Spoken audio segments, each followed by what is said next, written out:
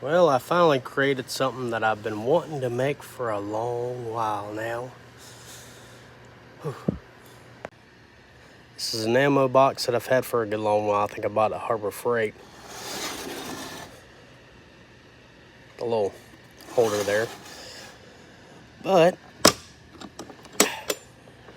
it's got a 12-volt battery inside.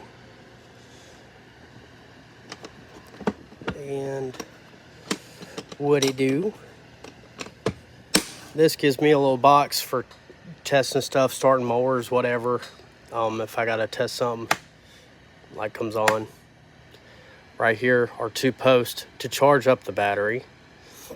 And sooner or later over here, I'm gonna put a little AC outlet and 2 USB ports. It's a great thing to have.